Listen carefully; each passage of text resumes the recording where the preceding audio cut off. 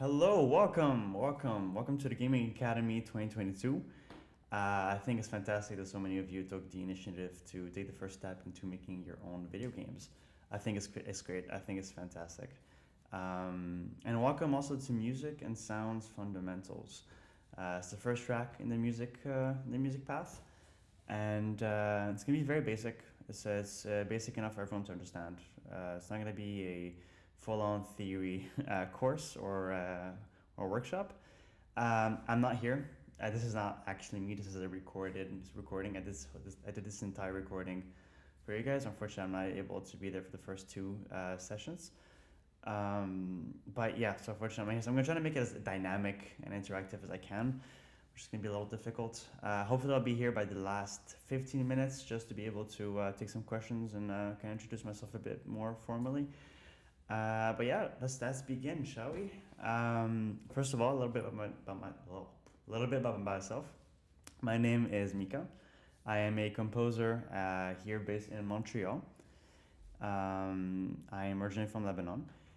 I am also an old participant of the Gaming Academy in the first edition. I am part of the Misfits team. We are currently working on What Remains of Ish. So this is my little backstory, real quick, real simple. And let's dive in. Let's dive in and see what we have. So we have some of the things we'll be looking at today. This is not really the main things we'll be looking at. Just a few key elements. The role of sound effects and music in video games. Like what are their roles? Why are they so important? How sound effects are made. Not really exactly how they're made specifically, but like the kind of types that there is of sound effects. How you can achieve a certain sound.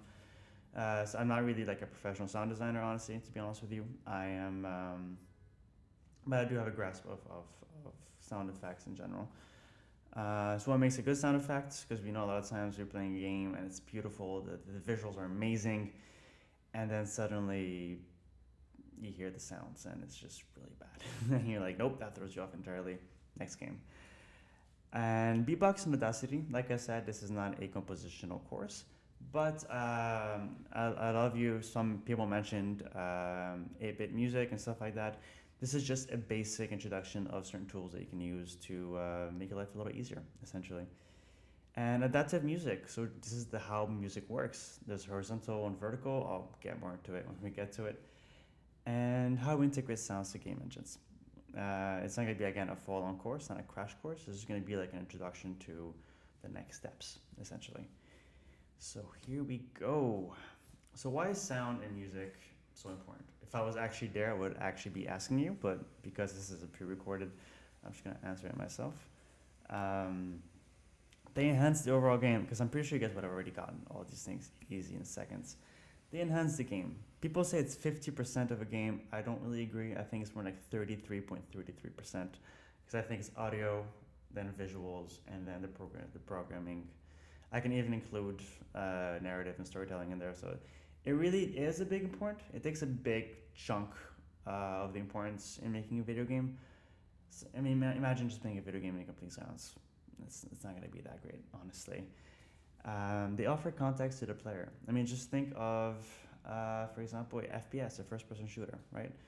You're going around, you're doing your thing, and then you hear some gunshots on the right, some gunshots on the left. It gives you an indication of what's around you. You get an indication of where to go, where not to go.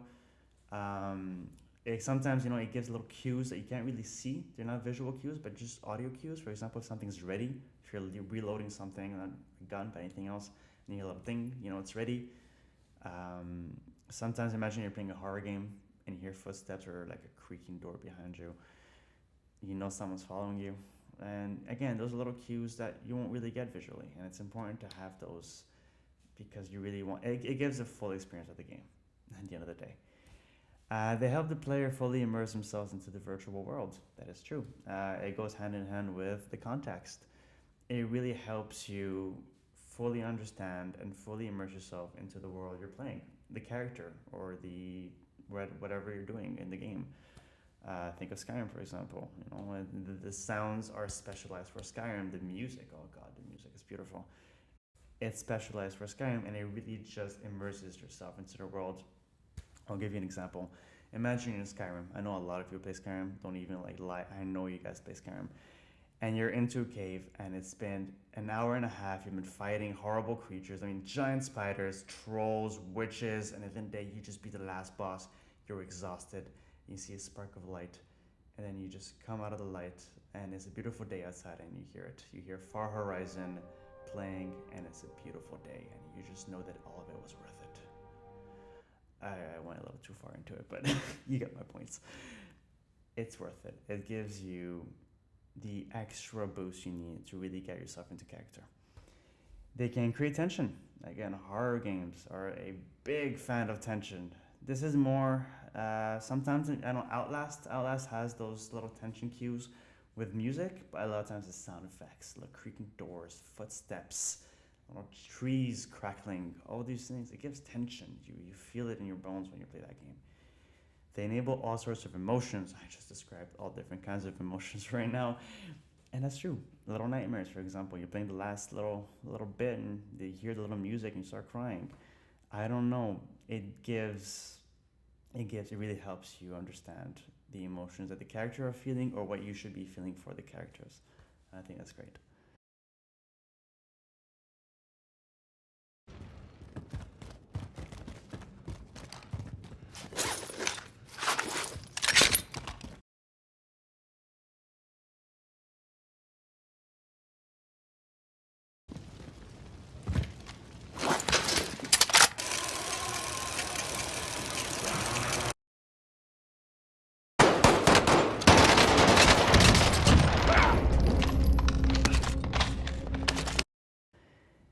All right, sound design and sound effects. This is a pretty basic one.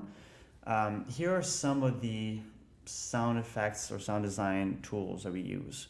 Foley, I know a lot of you know Foley. It's basically recording something to make it sound like something else or something specific. So footsteps is the biggest, I think it's probably the most famous one. Footsteps, you need to be able to record.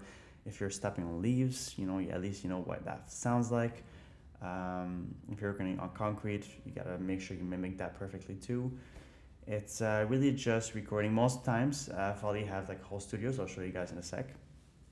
And props, like a sword sheathing or unsheathing, and the clink whenever you hit the sword. All these things, it all comes into Foley. It's really just recording a specific sound that you won't really get. You won't get like in I don't know where I'm going with this. Essentially, it's recording a specific sound so you can actually fully understand what's going on. Sound design, it's not the right word. I just couldn't find the actual word, but sound design is a good one. It's you're taking a sound, it's very synthetic, like white noises, digital noises that you hear from your computer, all that stuff. Synth, plugins, synth is a synthesizer, which means just think of a virtual instrument almost. Same with plugins. Plugins is a little software that you get for your computer that makes you sound like different instruments or different things. It could be effects. All these things are plugins. Essentially, sound design is really just virtual instruments, and synthesizers are probably the biggest one. You can think of Mario, for example, or like these old school like Nintendo games. The menu, like tick, tick, tick, all those were probably like synthesizers I used to play with. Dialogue is its own category. It's voiceovers, all that stuff, grunts, shouts, death sounds, all these things. It's all part of dialogue. Ambience, you're walking in forest, you don't want to hear the ocean. You're walking to the ocean, you don't want to hear a volcano. I mean, maybe, I don't know. You guys can go as experimental as you want, but you want to feel, again, it works with the immersion into the game. You walk into a forest, sometimes you just want to hear a bird chirping. You want to hear some winds flowing through the trees. Ambient noises, they're very, very important. And the reason why I said the world is your palette is because it kind of is. Especially when you're doing Foley, you kind of want to use everything around you because sometimes you know exactly what could sound like that, but a lot of times you're just going to be punching walls with like hammers or taking a fork and smacking it against a plant. Like you're just going to do like the weirdest things to get a specific sound. And it works. Oddly enough, it works. All right, so Foley, the first and foremost, the art of recording anything. because again, like I said, you're going to be using all the things around you. And like I said, I'm going to show you what a Foley Studio looks like. This is one I found on Bing. It's this is a lot of time, you can't really see that much, but essentially it's just a room full of recording studios and objects and props that people use to make Foley, right? To make sounds. And you'll realize people go crazy. They get as creative as they can to make sure they have that right specific sound. So let me give you an example. I actually have here an example of, I'm sure a lot of you have seen it as well. It's God of War. God of War series is actually the last game. These people are called Foley Tricks on YouTube. I'm gonna give credit where credit is due. I saw it from YouTube. I'll put the links to all the videos on the video, the YouTube video. I'll put it in the description just to make sure that you know where to find it. And you'll see like they'll be basically going to be recording random things, and you're going to start to understand how it works a little bit. So I'll see you right after.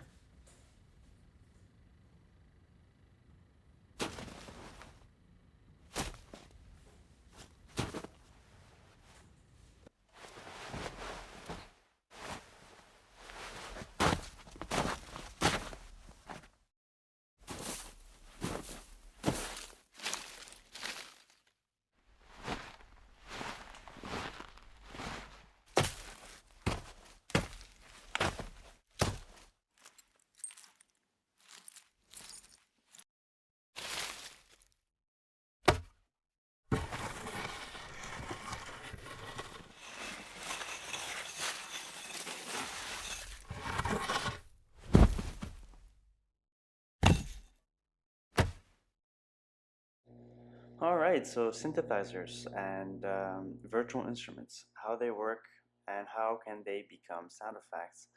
It's actually it's pretty fun. So let me just show you. I actually have here the behind the scenes of how I made the sound effects for some of the UI for What Remains of Ish. So let me just show you around. The start button sounds pretty basic, pretty simple. So actually let me just perhaps show you what is behind. What's the instrument itself? So it's a piano mixed with a synthetic or virtual voice, synthetic voice essentially, that has been processed a lot. And it gives that kind of sound. Maybe actually not the start, but maybe actually the options. Yeah, that actually will be better. Pretty basic. Again, same instrument. Here, let me show you. It's the same thing, piano and the synthetic voice. A different note creates a different feel. Again, to stay consistent, I've used the same ones. The back button is a little different though. You'll come to see why.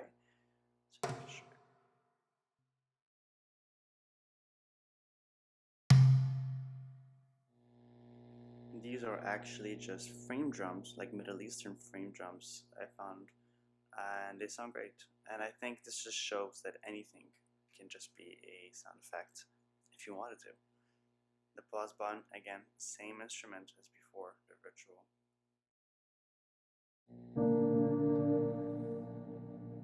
So yeah, there you go. Essentially, the whole point is to show you that everything can be a sound effect.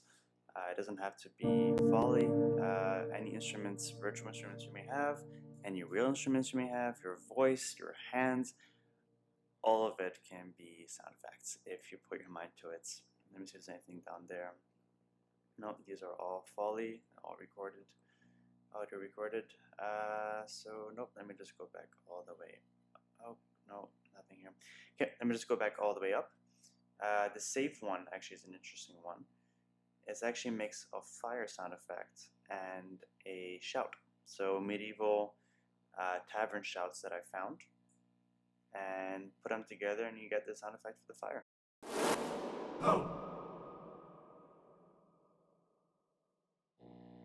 And there you go. So again, whole point, anything could be a sound effect, put your mind into it, and it'll happen pretty easily. So yeah. All right, so video game music. A lot of people, I'm sure, know music for films or TV shows. Music for video games is very different because unlike TV shows and films, it's not linear. It doesn't follow itself. Um, in a video game, the actual composer or like the conductor is technically the player, because it's adaptive. The music is adaptive and it's interactive. The player chooses how the music behaves, which is fantastic, which creates a world of possibilities for everybody, right? So here's some, like I said, I'll teach you first of all some basic compositions. Um, First of all, I'm gonna go with BeepBox. I'm gonna show you a bit of BeepBox and then Audacity, and see how you can kind of mix both of them together, and we'll see how it goes. So first of all, let's start with BeepBox. Let's see how it goes. It's a virtual tool that you can find online, and I'm sure you're gonna love it.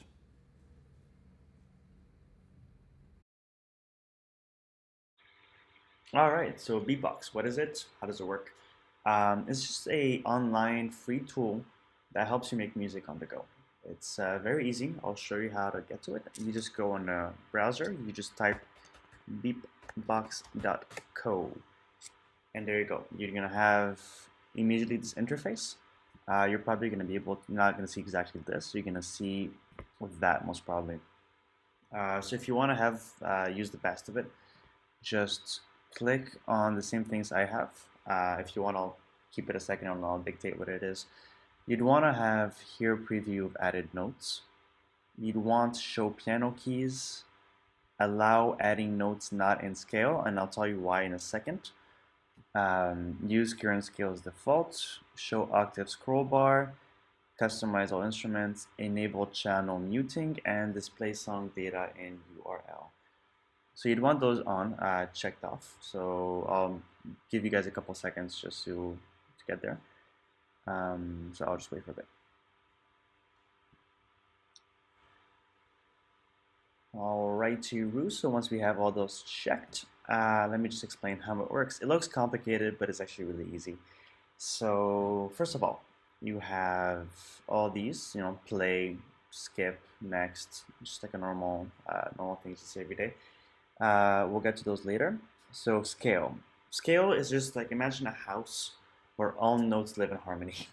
So it's basically like a series of notes that work well together. This is as easy as simple as I can say it. They're making it very easy for you. You have a bunch of different options. So you have easy happy because it has a happy face smile. You have easy sad because it has a frowny face. Island blues, like a blues feel. Normal is just same as easy with added notes that add a little bit more texture, a bit more sophistication. Harmonic is a more advanced music theory, which is not why I'm here. I'm here really just to teach you the basics of these things. I like to go to expert because it shows you the entire notes. So every letter is basically one note. Think of like a piano. You have the white keys and the black keys. Same principle. It's every note. See, every note's a different note. Every note's a different note. Every letter is a different note. If you want to keep it easy, just go to easy happy. Because why not? Because right now, if we click on any note that has a letter, sorry.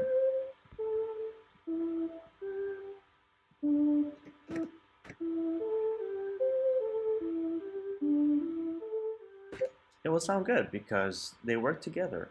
This is part of a scale. The reason why I suggested you keep allow adding notes not in scale, because you see those black or hidden ones, they're basically notes that are not in the scale that can add a bit of tension, a bit of saltiness to the melody, something that you don't really want. As you can tell, at some point I clicked one by accident, which is fine because sometimes the reason I kept it, or I suggest you keep it, because I'm a big advocate of experimentation. Like, yes, at least now you know all these notes work well together, but it doesn't really hurt to add like a note. Like, check this out.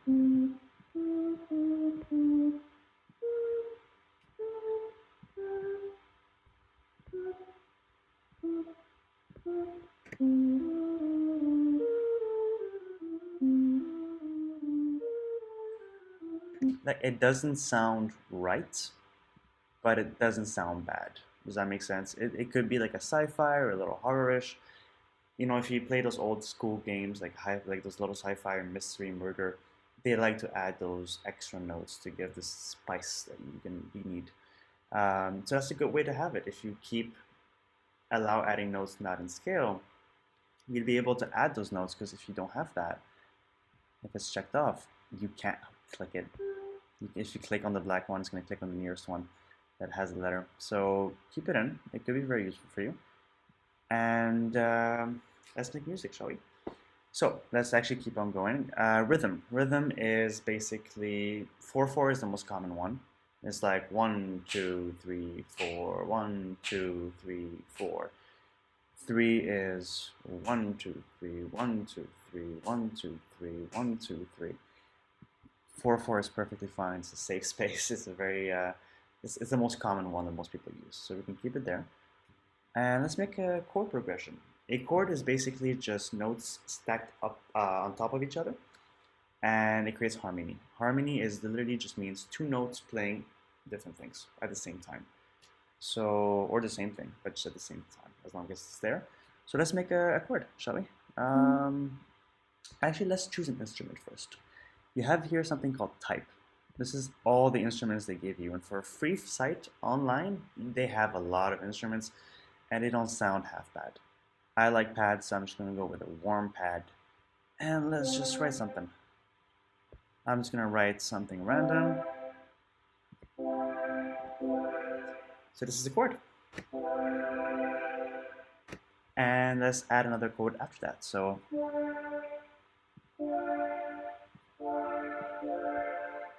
I'm actually reduce that one. So what you can do is you can click on this and go backwards. There you go. So now it's shorter. You can go up, down. And whatever you click, no matter where it is in the chord, it's going to do for all of them. So it's really, you have no choice. But it's okay. For what we're doing today, that's completely fine. Let's add one last chord.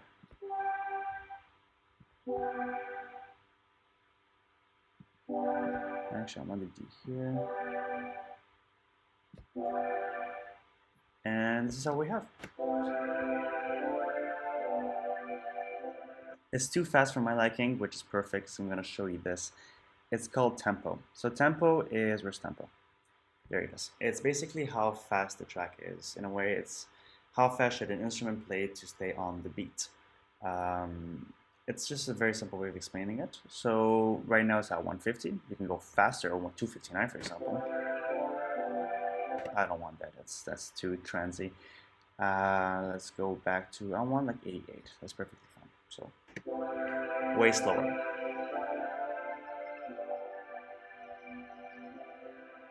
And I want to reduce the volume a bit right here. Instrument setting, you have volume. You just want to lower it down a little bit, if you want. So now we have our chord progression. How amazing is that, right? All right, now for this bottom part right here. This is pretty easy. Horizontally, so really all of this is how long the track is, okay? So we have 1, 2, 3, 4 measures right now. We can add one after if you want. And vertically is basically every single color is a different instrument. So the warm pad is going to be the blue, and the yellow is going to be something else. We're going to add another instrument right now.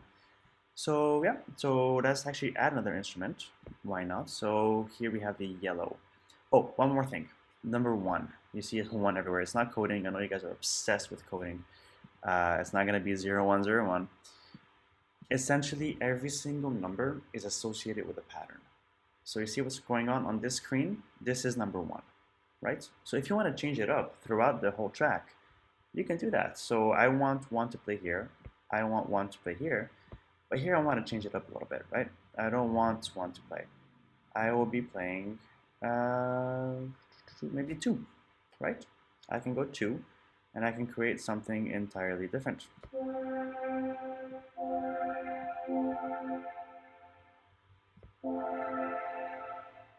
Alright, I can do that, for example. And I can do... yeah, how about that? And then we can do...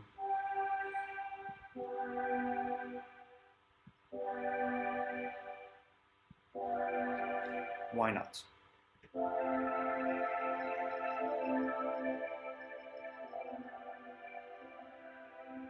And it goes back well to this. So it's a good way to do it. Okay, so now we have our chord progression for the warm pad. We have 1, 1, 2. We changed it a little bit here, and then we go back to 1. Let's add an instrument. Over here we have, let's add it here. I think it's nice to start it after the first measure. So we can go this to 0. 0 means nothing's going to play. So let's go here, let's add an instrument. So we can go to type. We just discovered this, all our instruments. There's a lot of different options to pick. I'm going to go for something classic. Let's go FM flute. You can really just discover all these. They're all amazing. And actually, I'm going to show you something else, something called a pitch bend. A pitch is really just, imagine the frequency of how high it is or how low it is. So we can do something like this, C, and I want it to like slide up. And we can just click on this and then scroll up, or actually the other way. There we go. You can do a lot of things. It bugs a little bit like that, but that's okay. That's completely fine. Just I'm just trying to get it right. There we go. So now it's gonna do something like this. You hear that, woo, which is really cool. So I'm gonna do something a little spooky like that, and then I'm gonna do that, and I'm gonna pinch bend again. I'm gonna go all the way back here. Come on, man. Don't lag on me. You can really like, and then it's gonna be like higher. It's gonna be like way faster glide. Take a look. Which is cool. That's not exactly what I want right now. I want to keep it like that, simple. There we go, and I'll keep it here.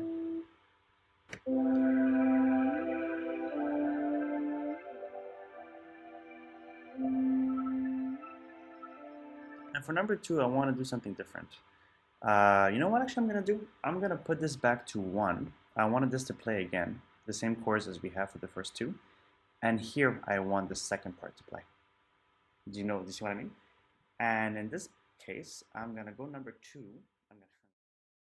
I'm going to add number 2, like a different, and as you can tell it's empty because nothing associated with number 2 yet.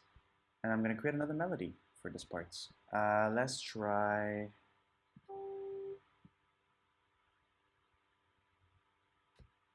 this, and then I'll do that. And if you want to go up a little bit, you have this little scroll here. Just click on that and go up. C. E. Actually, I'm going to keep it C for now. And I want to add maybe an A right here. Actually, let's do something like that. There we go.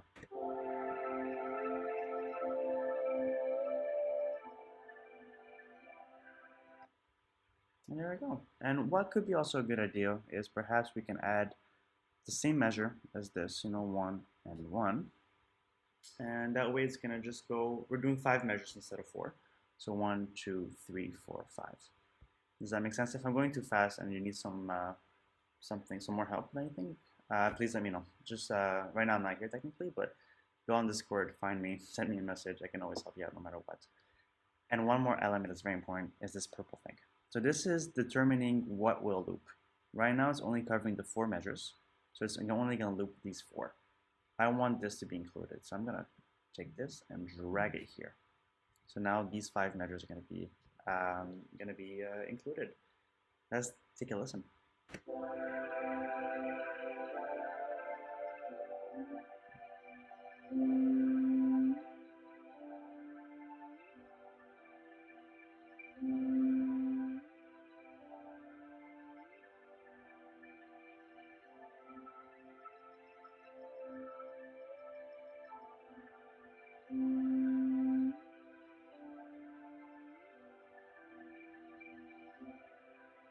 And then it repeats. I'm going back to 0. And if you ever want to mute anything, you can mute this right here.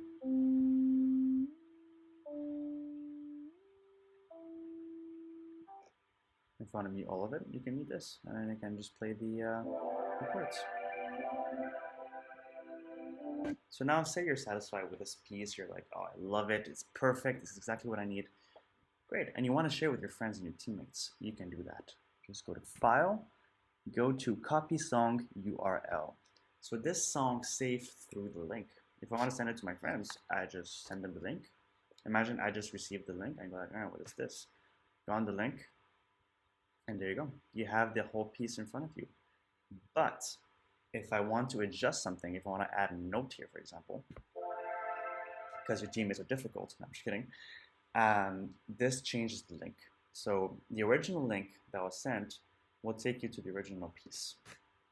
See, no changes. But if I want to send the changes to my friends and my colleagues, how about this? You go to File, Copy Song URL again, and it's going to send a different link. So I go like this. And see, the changes are there. You have that extra E. And there you go. And last thing is, once you're all happy and you'd like to keep the original as it is, because it's a little better, you go to File, you go to Export Song. You can call it whatever you want. Life Above the Clouds, because why not? And loop count is how many times you want this entire thing to repeat. This purple thing, you know how it loops? How many times do you want it to loop? I want it like 2-3 times. It's gonna be a couple, like a minute or 2 minutes. And file type. Because we're working with games and video games, WAV or WAV is like the perfect file. MP3 is great, but WAV is like way less compressed. It's way more full. You can hear the sounds a little better. And I know Unity and Fmod, if people with me are gonna go to the advanced soundtrack, they love WAV. They don't care for MP3s that much. So you can just save it, export, and then it's gonna save, and there you go. That's your piece.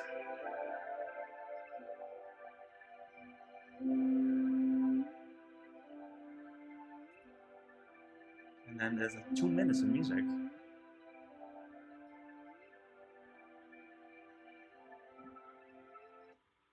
And there you go. This is BeepBox.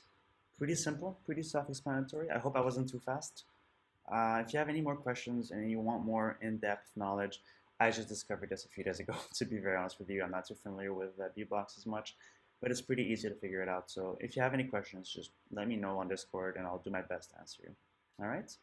That being said, let's move to Audacity. Seems like it's a little different. Audacity is a DAW, a digital workstation, DAW, digital audio workstation.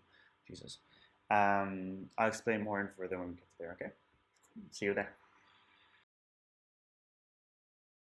Anyway, so Audacity is a DAW. It's a digital audio workstation, which means that you can manipulate audio and go crazy with it. I've had some issues recording this part because of you'll see eventually, but let's just load it up and see what it looks like. Pretty basic templates, not a lot of complicated stuff. I'll go through everything just to help you out. So this is the pause, play, and stop. The start from the start and skip. You need to have something inside to see it. Recording and loop. So right now, core audio seems to be the only one there. As for the microphones, you can use your computer microphone, but I'm using Scarlett for my microphone. Mono is mainly, think of like one voiced instruments, like the voice, and stereo is more like multiple instruments. Not multiple instruments, but like a poly-voice instrument. This is the output. So output is how the sound's gonna get out. Right now, I'm basically recording it through the screen recorder. So technically, whatever I'm gonna do today with this, I will not be able to hear it. It's gonna be a complete surprise until the end. This is the playback speed, playback volume. This is the input volume, but I can only control it through the interface. And this is the playback speed. Anyways, so now we know everything's there. Let's just take the song we just made with BeepBox and add it to drag and drop into the actual workload. There you go. It should be right there. Pretty easy, clear as day. And you can hear it. It's cutting off a little bit, which is completely fine. But that's the whole point of having some issues with this. That's okay. So the selection tool is right here, is good to select things, little parts of the track, and you can delete them. Boom. Obviously Command Z, and if you want to go a little further, you can go as far as you want. The envelope tool is good to, let's just say, compress and decompress the audio files. So right now I am compressing them, so you can see I am expanding them more or less, and then crushing them almost. It's good to do things like fade-ins, like right here what I'm doing. You're fading into this track, and you can also do some fade-outs, which is pretty useful. Like that. That's a fade-out right there. All right, and lastly, maybe this magnifying glass. If you just click on it, you zoom in. So these right here are what we call frequencies. I decided for this course not to go into frequencies much because it might be a little too tech heavy. I didn't want to make this too boring. And if you right click, you just zoom out. Now that we have an understanding how it works, let's go back to this and let's select a track. You right click, you take mono, and then I'm just gonna record something. I will not be able to hear myself because I selected black hole like you saw before, but I'm just gonna record something which I'm sure is gonna be silly and low-key idiotic.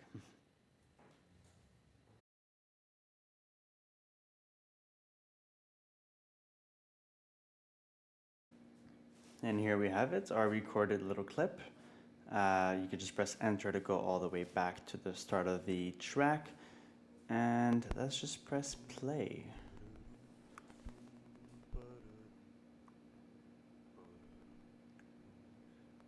Unfortunately, you can't hear much.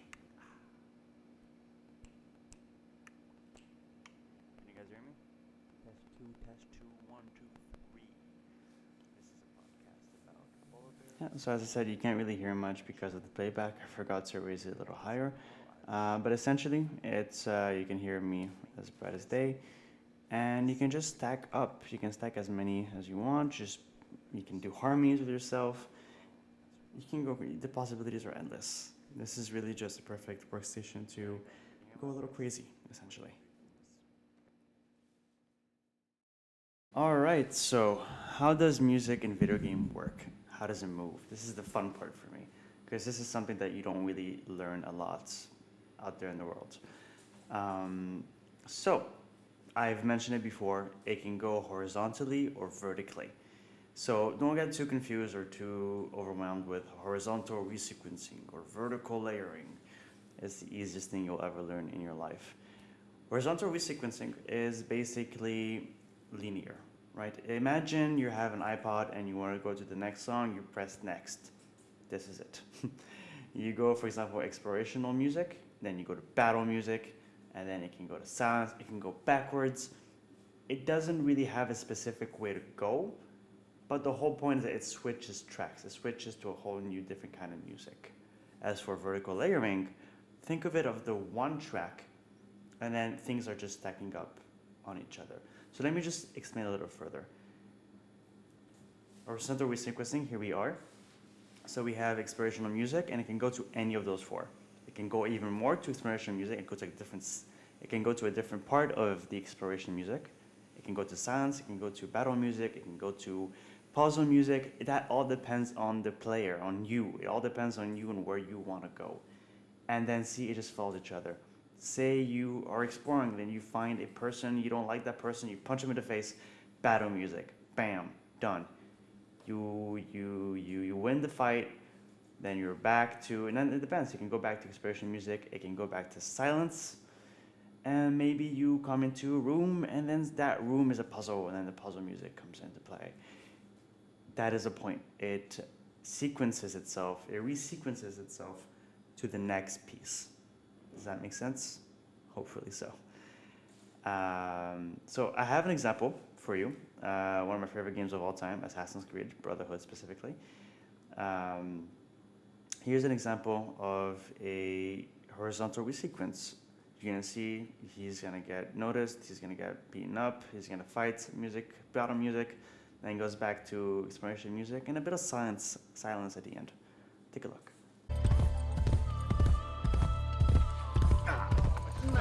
its lethargy. The Borgia need to suffer a blow. Loosen the tardy. Go back to the parade ring. A deck. Now disappear. At all.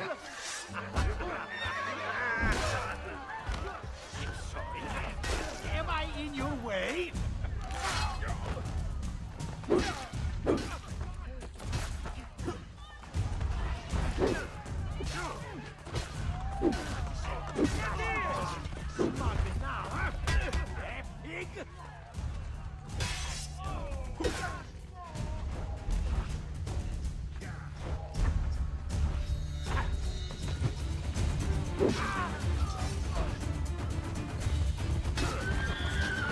Hurry! Ah! I see him! There!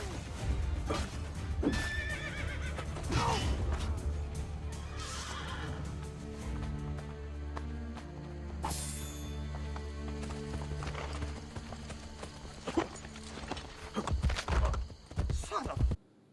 All right, so vertical layering. It's not as common, I would say, as horizontal resequencing because it's a little more, it's an acquired taste, so to speak. But it's still used pretty often. Think of a one track. Like I said, think of it's one song divided in multiple partitions, if you want. So the easiest way to think about it is think of one song and every instrument is a different, whereas every voice is a different partition. So I give the example here that the synth pad will play, and then the strings will kick in, and then the percussion will kick in with the strings, and then you can have strings and percussion alone. So the whole point is that each instrument or each voice can sound good in itself, but they can also sound great with every single other member. So the synth pad can look good with strings, the synth pad can look good with percussion, the synth could look good by itself, and vice versa. So strings can look good by themselves with strings or percussions. Every single element should work independently and great with any other element. I think it's always easier to understand it once you see it live or being worked on. Another favorite game of mine, Red Dead Redemption, more specifically the second one. But this it's an amazing video showing you vertical layering and how they thought of making the music. And that's actually kind of how I based it to make the music for What Remains of Ish. But take a look and let me know what you think. Bill and Woody were especially creative about finding interesting sounds for the games. They searched high and low to find the perfect instruments and sounds. This is the guitar I used on most of it. It's an ugly guitar, but it makes a pretty sound. These are jaw harps, and these are on the Frontier. This is the one, you know. Having researched and discovered instruments to have an authentic Western sound, the biggest challenge was finding a way of recording a score that could adapt according to decisions the player makes. So instead of songs, they composed stems. We had to devise a method by which those stems could be used practically anywhere in the game and interact with other stems. The team decided to create all the music at 130 beats per minute in A minor, so that the game engine can play stems on top of one another and create music on the fly. If you jump on a horse, a bass line kicks in. When you start getting chased, timpanis roll in and big fuzz guitars roll in, and there's a shootout. The music actually changes with the action. Getting the right combination of music and timing is essential to further connecting the player to the world that Rockstar created. And I have a lot of respect for Rockstar for trying to create something that's innovative.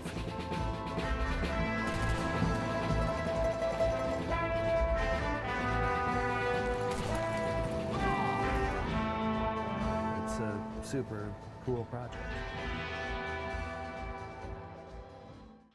All right, so again, an amazing example of how vertical layering is. I just thought maybe I could show you a better representation of how it can look like in an actual context of video games.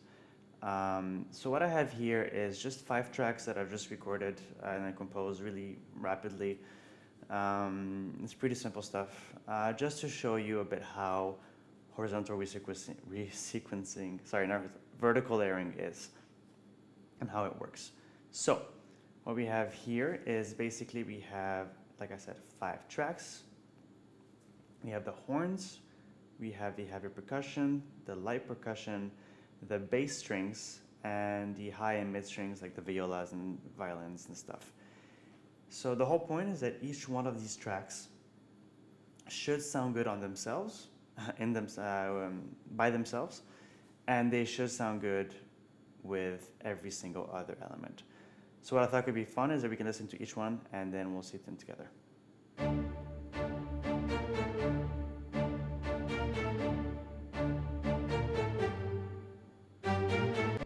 That was the high strings.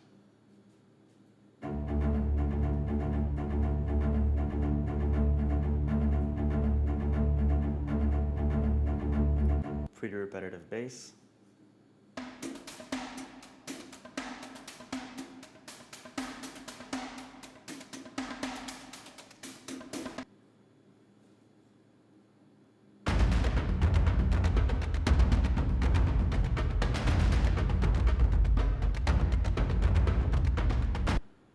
And finally the horns.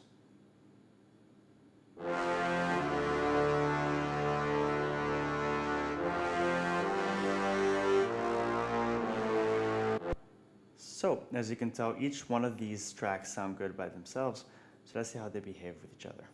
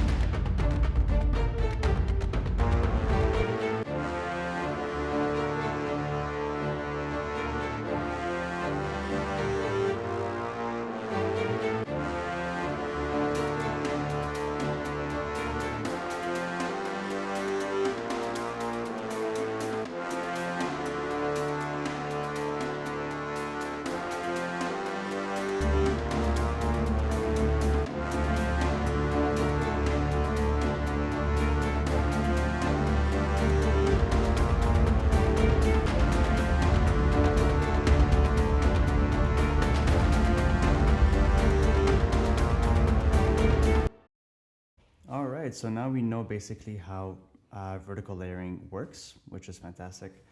Like I said, they all will work independently and they work perfectly while combining with any of them. So now you might be wondering, okay, Mika, now we know how to make music, but how do we integrate it to the game engine specifically? And it's honestly pretty easy. There's 2 main ways of doing it.